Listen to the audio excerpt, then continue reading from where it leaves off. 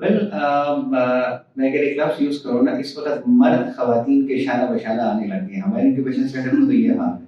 मैं जब बाहर भी पढ़ता था तो वहाँ भी एक बात होती, खातून ने मुझसे एक दिन कहा था, यार मुझे आप लोगों का निज़ाम बड़ा अच्छा लगता है ना। तो ये हम कह सकते हैं एक नया एरा है वुमन एम्पावरमेंट का, जहाँ पे ख़वातीन अपने स्टार्टअप्स को लेके, आईटी बेस्ड स्टार्टअप्स को लेके बिल्कुल एक इक्वल और पैरेलल वे में कम्पीट कर रही हैं। बट जहाँ तक थोड़ा बहुत मेरा जान पहचान है कि जो कुरान की आयत इन प्रॉपर्टी राइट्स की बात करती है, वहाँ पहले औरत का जिक्र हुआ है कि भाई एक मर्द का हिस्सा दो औरतों के बराबर है। कि हम मजहब को कहाँ से समझ रहे हैं, हम अपने परसेप्शन में इसको समझ रहे हैं जैसे मुझे समझ आया है, और फिर थोड़ा सा कल्चर इसको मिक्स करके हम एक अपना जाती वर्जन बना के बैठे हैं। Hey guys, you're watching my channel with Sarish। आज के एपिसोड में हम बात करेंगे कि वुमन एम्पावरमेंट और वुमन की जो इकोनॉमिकल पार्टिसिपेशन है उसके हवाले से। आज इस टॉपिक पे बात करने के लिए हमारे साथ गेस्ट मौजूद हैं सर महफूजुल्लाह डार, जो कि डायरेक्टर हैं office of research innovation and commercialisation के और साथ ही साथ इंक्यूबेशन सेंटर के। So sir, welcome to the programme. Thank you so much sir, आपने हमें टाइम दिया। सर, क्योंकि आप जो इंक्यूबेशन सेंटर चला रहे हो और जो ऑरिक के ऑफिस के डायरेक्टर है, वो वहाँ पे बहुत सारे स्टार्टअप्स हैं जो वुमेन बेस्ड भी हैं, और बहुत सारे ऐसे स्टार्टअप्स हैं वो जो फ्रीलांसिंग के ऊपर काम कर रहे हैं, जो आइडिया इनोवेशन से लेके उनके एग्जीक्यूशन तक आप हेल्प कर रहे हैं। तो आपको क्या लगता है कि आजकल के दौर में जहाँ तक इंटरनेट आया है और फ्रीलांसिंग का जो एक दौर है, इसमें ख़वातीन को हम कैसे इकोनॉमिकली एम्पावर करने में आईटी जो है अपना किरदार अदा कर सकते हैं? Well, thank you, Sarish. Thanks for inviting me to the show. Or it's really always exciting to talk about these topics. तो सवाल आपके दो तीन हैं जिनको अलग अलग करके देखेंगे। सबसे पहली बात ये कि जो women empowerment in the modern era, इसका थोड़ा सा कहें कि it is working in a different way. कि जब पहले वुमेन एम्पावरमेंट की बात करते थे, it's more or less related to the job, कि आप क्या खवातीन कितनी जॉब्स में हैं और वो या कितना उनको मौका मिलता है, समथिंग लाइक दैट। अभी आपने दूसरी जो बात की थी आईटी के साथ ही, ये स्पेस ज्यादा ओपन अप हो चुकी है। अभी ज्यादातर खवातीन का जो मैं यहाँ पे ट्रेंड देख रहा हूँ, being a part of this incubation centre since last many years, तो वो खवातीन ज्यादा आ रही हैं स्टार्टअप्स के अंदर, और ज्यादातर आईटी स्टार्टअप्स के ऊपर हम मैं अगर कह सकूँ स्पेसिफिकली। तो ये हम कह सकते हैं एक नया एरा है वुमेन एम्पावरमेंट का, जहाँ पे खवातीन अपने स्टार्टअप्स को लेके, आईटी बेस्ड स्टार्टअप्स को लेके बिल्कुल एक इक्वल और पैरेलल वे में कम्पीट कर रही हैं। और आप टू माय सरप्राइजिंग तो नहीं कहूँगा, लेकिन थोड़ा सा बियॉन्ड एक्सपेक्टेशन एक बात ये है कि ज्यादा सक्सेस रेशियो है खवातीन के स्टार्टअप्स का। बड़ी दिलचस्प सी बात है। तो केआईयू के अंदर पिछले 2-3 सालों से ये वैसे इंक्यूबेशन सेंटर 2015-16 से चल रहा है, और हमारे अव्वलीन सक्सेसफुल स्टार्टअप्स भी खवातीन थी यहाँ से। तो मैं अगर नाम भी ले सकूँ तो इज्जत बीबी है, checker.com का उन्होंने स्टार्टअप, क्योंकि एंजलिन फातिमा है जिनका अपना एक स्टार्टअप हैंडीक्राफ्ट्स वाला स्टार्टअप जो है, they were both part of that incubation centre since very beginning. तो अब रिसेंटली भी जो इस पर जो इंक्यूबेशन सेंटर चल रहा है, आपको काफ़ी तादाद खवातीन की मिलेगी जो बिल्कुल एक कंपटीशन वाले इन्वायरमेंट में आके कम्पीट कर रही हैं मेरे स्टूडेंट्स के साथ। और दूसरी जो आपकी बात है आईटी एक्चुअली अगर मैं ये कहूँ ना कि एक जो ट्रेडिशनल सोसाइटीज होती हैं, जैसे जो कि जीबी का है एक ट्रेडिशनल सोसाइटी है, यहाँ पे कुछ कम्युनिटीज अभी इतने ओपन अप नहीं है और किस्म की इक्वल अपॉर्चुनिटीज खवातीन को शायद ना मिले वहाँ पे। तो उनके लिए आईटी इनफैक्ट बहुत ज़्यादा एक मुअस्सर और अच्छा तरीका है खवातीन की एम्पावरमेंट का। फॉर एग्जाम्पल कैसे कि अब आपके पास कनेक्शन है और आपके पास कोई डिवाइस है, you are in the market, आपने कोई स्किल सीखनी है किसी भी हवाले से। मिसाल में दूँ, यहाँ पर हमारी खातून है, लड़की है, स्टूडेंट है, तो वो ज़्यादातर काम करती है डिजिटल मार्केटिंग में। You don't need to go to an office, आपके पास कनेक्टिविटी होनी चाहिए, आपके पास मोबाइल या आपका लैपटॉप होना चाहिए, and you can work from home. और कोविड ने तो वैसे समझा दिया था work from home is yet another luxury. तो अब इन ट्रेडिशनल सोसाइटीज के अंदर आईटी जो है बहुत ज़्यादा अपॉर्चुनिटीज ओपन अप कर रहा है खवातीन के लिए कि वो आगे आए और अपना रोल अदा करें। Thank you so much sir. Sir साथ ही और क्वेश्चन की जो बढ़ता हुआ माशी मॉडल है या जो माशी रुझान है वो एक चैलेंज है स्पेसिफिकली फॉर फीमेल, क्योंकि जहाँ पे आपके मुल्क की आधी परसेंट आबादी जो है वो ख़वातीन पर मुश्तमिल है, तो वहाँ पे उन ख़वातीन को अगर आईटी की बात करें तो इसके लिए थोड़ा सा एजुकेटेड होना लाजमी है, क्योंकि आप उन टर्म्स को समझते हो। सो किस तरह से जो मौजूदा एक मैशी निज़ाम है ये चैलेंज है और ख़वातीन फिर इसको लेके कैसे आगे बढ़ सकती हैं? Well, that's very relevant. आपने अच्छा एक relevant बात पूछी है कि लिटरेसी का थोड़ा सा मैं कहूँगा कि अंदाज भी बदल गया है। आपके पास डिग्री होना जरूरी नहीं है लिटरेसी के लिए। ये जो एक जैसे अब बड़ी बड़ी कॉर्पोरेशन इस चीज की तरफ जा रही हैं, गूगल, माइक्रोसॉफ्ट जैसी की, आपके पास स्किल होनी चाहिए, आपके पास फॉर्मल एजुकेशन बेशक हो ना हो। और दूसरी बात भी अहम है कि आप इस टर्मिनोलॉजी से वाकिफ कैसे होते हैं, ये कैसे सीखते हैं। जैसे आप इस वक्त किसी हमारे आपकी बड़ी जो खवातीन घरों में वो भी मोबाइल ऑपरेट कर लेती है उसमें विदाउट कि बहुत बड़े किसी ट्रेनिंग के। तो यही चीज अगर यंगस्टर्स में लेके देखा जाए कि जैसे जहाँ जिनको फॉर्मल एजुकेशन बहुत ज्यादा नहीं मिली हुई है, वहाँ बहुत से इदारे काम कर रहे हैं, गवर्नमेंट खुद काम कर रही है, इवन स्कूलों तक ये एंटरप्रेन्योरशिप हो रही है, डिजिटल स्किल्स वाली चीज अभी फैल चुकी है। तो अब थोड़ी सी हिम्मत कर लें यूट्यूब और फेसबुक की मदद से, जहाँ बहुत सारा टाइम हम गुजारते होते हैं नॉर्मली, उसमें अगर थोड़ा स्किल फोकस हो जाए ना तो ये टर्मिनोलॉजी भी आसानी से समझ आ जाती है। अब मेरी और आपकी जबान ट्रांसफॉर्म हो चुकी है इन टर्मिनोलॉजीज की वजह से, और जाने अनजाने में हम ये वर्ड्स यूज करते हैं, और इस किस्म की छोटी मोटी स्किल्स हमारे अंदर मौजूद होती हैं। तो उनको थोड़ा सा पॉलिश और थोड़ा सा फॉर्मल अप्रोच की वाकई जरूरत है। मैं ये नहीं कहूँगा कि 100% इनफॉर्मली वो के 1,000 को एक्सीड जाता है अपनी मेहनत से, लेकिन जहाँ हम देखते हैं हौसला अफजा आती है, बहुत सारे एनजीओ काम कर रहे हैं, यूनिवर्सिटीज काम कर रही हैं, स्कूलों तक ये बात आ चुकी है, ये बात फैल रही है और लोग इसको अडॉप्ट भी कर रहे हैं। अब रिसेंटली मैं गर्ल्स कॉलेज में एंटरप्रेन्योरशिप का कोर्स पढ़ा रहा था, इसके अंदर काफी ज्यादा तक हमने आईटी और डिजिटल स्किल्स की बात की, तो ये बात फैल रही है, चीजें आहिस्ता आहिस्ता अच्छी होती जा रही हैं।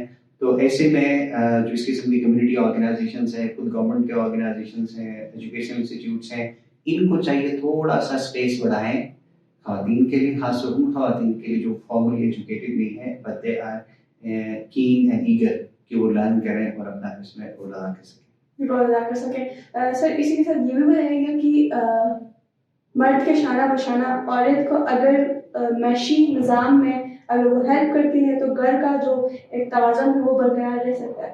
सो एक हैप्पी फैमिली या एक हैप्पी लाइफ गुजारने के लिए किस हद तक ज़रूरी है कि ख़वातीन को हम मैशी तौर पर लिटरेट करें, जो फाइनेंशियल लिटरेसी है उसके, क्योंकि हमारे घरों में अक्सर बजटिंग वगैरह ख़वातीन ही कर रही होती है। But in the same case, connected question है sir, in the same case जब खवातीन कमाती हैं या जॉब्स करती हैं तो सैलरी का पता नहीं होता है उनको, बात कि उनकी सैलरी कहाँ से आती है, जाती कहाँ पे, वो जो सारे डिसीजन मेकिंग है वो ऑन द सेम साइड जो मेल्स हैं उनके पास होता है। तो इसको हम कैसे ओवरकम कर सकते हैं? मैं अगर एक लफ्ज़ यूज करूँ ना, इस वक्त मर्द खवातीन के शाना बशाना आने लग गए हैं। हमारे इंक्यूबेशन सेंटर में तो ये हाल है। हम इसे दूसरे अंदाज में बात करेंगे कि हम लड़कों को इंकरेज करते हैं कि खवातीन के शाना बशाना आप भी आगे काम करें। आप खुद एक बड़ी अच्छी एग्जांपल है, आप खुद मुझे बता दें आपके अपने क्लासमेट्स में से कितने ऐसे हैं जो वो इस किस्म के इनिशिएटिव्स ले चुके हैं। That's very rare. तो हैविंग सेड दैट, जब आप जो जॉब वाली खवातीन हैं उन्हें तो काफी हद तक इस चीज की आगाही होती है कि हाउ टू यूज दैट, और एक और बात है कि खर्च करने की आदत क्या है, दैट्स अ डिफरेंट थिंग। कि नॉर्मली हमारे ना, मैं जब बाहर भी पढ़ता था तो वहाँ भी एक बात होती, खातून ने मुझसे एक दिन कहा था, यार मुझे आप लोगों का निज़ाम बड़ा अच्छा लगता है ना। मैंने कहा हम अपने निज़ाम से, हमारे यहाँ तो लोग तंग आ गए पढ़ने, आपको खास खवातीन के हवाले से अच्छा लगता है। मैंने कहा कैसे? कहते थे कि यार जो मर्जी हो जाए आपके वहाँ पे वो जो एक कफालत की जिम्मेदारी मर्द के ऊपर है, व्हाटएवर ईच, वो स्टडी करती थी। मुझे नहीं पता था उसे कहाँ से पढ़ा था, क्या पढ़ा था, गूगल भी नहीं होता था उन दिनों जब हम पढ़ते थे। तो यहाँ भी ये वाली बात है, हाँ जहाँ पे जरूरत है वहाँ डेफिनेटली तो घर का निज़ाम भी खवातीन के हाथ में होता है, माशी तो कंट्रीब्यूट भी करती है, मेक द बजट, यूज भी करती है सारा कुछ। जहाँ ऐसे कोई माशी प्रेशर नहीं भी है और ख़वातीन अर्न कर रही हैं, वहाँ भी देखें फंडामेंटली कफालत की जिम्मेदारी एक लिहाज से मर्द पे अज्यूम किया जाता है, थोड़ा सा एक बैलेंस चेंज भी हो रहा है। तो ऐसे में हम ये कह सकते हैं कि जो कारोबार में ख़वातीन होती हैं ना, उनको फाइनेंशियल लिटरेसी की वाकई ऐसी हम यहाँ करवाते भी हैं, जो उसमें फाइनेंशियल लिटरेसी उन लोगों के लिए जो नॉन टेक्निकल है, तो इन अ वे कि how to manage a business, वो एक और चीज़ है how to spend it in the personal life, वो फिर हैबिचुअल है, which sort of habits you have develop किया आप खुद। लेकिन ओवरऑल हमारा माशरा इसलिए भी एक हद तक हम कहें कि अभी तक ना एक स्टेबल अंदाज में भी है कि वो कमाने की जिम्मेदारी होली अनसोली औरत पे शिफ्ट नहीं हुई है, दो कि वो अपना रोल प्ले कर रही हैं और बहुत अच्छा रोल प्ले कर रहे हैं। But at the same time हम ये भी देख लें कि हम ग्रेजुअली शायद ट्रांजिशन उस तरफ होता जा रहा है व्हेन वी डिवाइड इट, कि आप कुछ जिम्मेदारी उठाएं, हैप्पी जैसे हमने पहली बात की थी, तो for living and leading a happy life. I think personally कि ऐसा वक्त आने वाला है कि हमारे बच्चे जो हैं या नेक्स्ट जनरेशन जो है वहाँ पे ये वेस्ट की तरह डिविजन्स हो जाएंगे। तो ये आपकी जिम्मेदारी खातून की है, मेरी जिम्मेदारी let's do it together. We are moving towards that. That's great sir. Sir जो प्रॉपर्टी राइट्स है, अगर देखा जाए तो हमारा दिन एक ऐसा दिन है जिसने आपको राइट्स दी हुई है प्रॉपर्टी के हवाले से, बट कल्चरल बैरियर्स हैं, क्योंकि हमारे सोसाइटी के अंदर कल्चरली इस चीज़ को ज़्यादा अच्छा नहीं समझा जाता है। ऑल्दो एक जायज़ काम है कि आपको प्रॉपर्टी राइट्स आपको आपका कानून भी दे रहा है, आपको मजहब भी दे रहा है, बट कल्चरली इस चीज़ को एक हम कह सकते हैं स्टीरियोटाइप समझा जाता है कि यार नहीं, खातून कैसे अपने बाप से या अपने भाई से प्रॉपर्टी क्लेम कर सकती है। तो अगर वो प्रॉपर्टी राइट्स हैं, अगर वो उन खवातीन को मिल जाए जो लिटरेट नहीं है या जिनका इंटरनेट तक एक्सेस नहीं है या जो एंटरप्रेन्योरशिप से दूर है, जो वर्किंग वुमेन भी है, but they are facing a lot of issues. Personally बहुत ज़्यादा खवातीन को जानती हो, सो उनके लिए ये एक प्लस पॉइंट है अगर उनको उनका जो प्रॉपर्टी राइट है वो अगर पहले ही दिया जाए बिफोर उनके क्लेम करने से, तो ये भी हो सकता है कि रिश्ते भी बढ़ जाए और जो खवातीन जो फाइनेंशियली प्रॉब्लम्स का शिकार होती हैं उससे भी बच सकते हैं। वेल, आपने तो एक बहुत ही इम्पोर्टेंट, बहुत ही अच्छा एक मौजूद छेड़ दिया, इसमें बहुत ज़्यादा बात हो सकती है, लेकिन मुख्तसर वक्त में एक बात हम कहें, यहाँ एक बात करने की ज़रूरत है कि हम मज़हब को कहाँ से समझ रहे हैं। हम अपने परसेप्शन में इसको समझ रहे हैं जैसे मुझे समझ आया है, और फिर थोड़ा सा कल्चर इसको मिक्स करके हम एक अपना ज़ाती वर्जन बना के बैठे हैं। That's what religion is. मेरी हम्बल ओपिनियन में ये है कि हम डायरेक्टली ओरिजिनल जो हमारे सोर्सेज हैं कुरान और हदीस, वहाँ देखें, वहाँ आपको तो वाज़ेह अहकामात मिलते हैं। क्योंकि जो एक मैं इस बारे में ज़्यादा जानता नहीं कि मजहबी प्रॉपर पर्सपेक्टिव क्या है, बट जो यहाँ तक थोड़ा बहुत मेरा जान पहचान है कि जो कुरान की आयत इन प्रॉपर्टी राइट्स की बात करती है, वहाँ पहले औरत का जिक्र हुआ है कि भाई एक मर्द का हिस्सा दो औरतों के बराबर है, समथिंग, तो that says a lot of meaning, it has a lot of meaning in it. तो ट्रेडिशनली हमारे माशरे में कल्चर मिक्स हो गया कि उसके अंदर कुछ पहाड़ों का कल्चर, कुछ कबायली कल्चर, जहाँ पे ये समझा जाता था कि ज़मीन तकसीम होकर अगर जो बेटी भी है कि जारी है उसके पास चली गई तो हमारा क्या होगा। तो एक फिर थोड़ा सा मैं ये नहीं कह सकता कि 100% ऐसा है, लेकिन थोड़े से ट्रेसेस हमारे पर जो मिक्स सब कॉन्टिनेंट का कल्चर था, जिसे हम हिंदू कल्चर कहते हैं, उसका भी ऊपर भी असर है। वजह ये है कि वहाँ पे भी शायद ऐसी चीज़ें थी कि वो बेटे को एक जहेज दे देते हैं, जायदाद किसी से महरूम रखा जाता था। तो अब यहाँ पे ये देखना है कि हम मजहब की बात को पूरा लेते हैं या उसको कल्चरली मिक्स करके अपने लिए जाती वर्जन बना के बैठे। वहाँ से बिल्कुल क्लियर कट है कि औरत को उसका हक मिले प्रॉपर्टी राइट्स का, और जो नहीं देता वो कानून की नज़र में भी मुजरिम होना चाहिए। I don't know whether such last exist और नॉट, लेकिन मजहब की नज़र में तो ज़रूर मुजरिम है कि जो इस किस्म की प्रॉपर्टी राइट से उसे महरूम रखता है। इस पे तो बहुत क्लियर और वाज़ेह स्टांस हमें लेना है, और हम अपनी बसात में तो लेते भी हैं जहाँ तक हम टीचिंग से वाबस्ता हैं या बाकी फॉरम्स में हमें मौका मिलता है। दूसरे पार्ट का question, definitely that's why property rights मिलने का मतलब क्या है, you are becoming financially independent. तो ये आपको यहाँ से ये बात है कि आप किसी के ऊपर डिपेंडेंट नहीं है। आप जैसा 19 टूटा फूटा जो भी आपका हिस्सा है, 1 रुपए है या 1 करोड़ रुपए, आप उसकी मालिक हैं और आपको वो हर हाल में मिलना चाहिए, जो आपकी फाइनेंशियल स्टेबिलिटी की तरफ एक बहुत बड़ा कदम है। तो इसके ऊपर हमारे यहाँ और ज़्यादा बात होनी चाहिए। ये बिल्कुल कल्चरली एक लिहाज से स्टीरियोटाइपिंग होकर रह गई है, और फिर जो जायदाद में हिस्सा मांगते हैं उनको भी एक लिहाज से पता नहीं तनकीद का सामना होता है कि पता नहीं क्या करती है, रिश्ते टूट जाते हैं। भाई अगेन बात वहीं चली जाती है, हमने मजहब को समझा कहाँ से, अपनी ज़ाती हैसियत में, अपने वर्जन में, या जो ओरिजिनल सोर्सेस हमारे हैं जो हमें बताते हैं how to do that. I don't think कि किसी मजहब में, किसी मसलक में, किसी फिरके में इसके ऊपर कोई दूसरी राय मौजूद हो कि निजी नहीं देना है, लेकिन वो फिर कल्चर के साथ मिक्स होके कुछ और चीज एक और चीज भी आ जाती है ना सर कि if I am not wrong कि मजहब को अपने इंटरेस्ट के मुताबिक यूज करना, कि जहाँ पे आपको उससे फायदा हासिल हो रहा है वहाँ पर उसको आप यूज कर रहे हो, और जहाँ पे आपके थोड़ा अगेंस्ट जा रहा है वहाँ फिर आप कल्चरल बैरियर्स को लेकर आ रहे हो। वही है कि आप कल्चर को अलग रखें और कल्चर की अच्छी चीजें हैं डेफिनेटली अडॉप्ट करें, और फिर आप अगर समझते हैं, हम क्लेम करते हैं कि हम एक मुस्लिम सोसाइटी है, मुस्लिम मुल्क में रहते हैं, तो हमें सबसे पहले वो चीज़ें देखनी चाहिए जो हमारी ज़ात पे और हमारी सोसाइटी पे अप्लाई होती हैं, आसपास में अप्लाई होती हैं।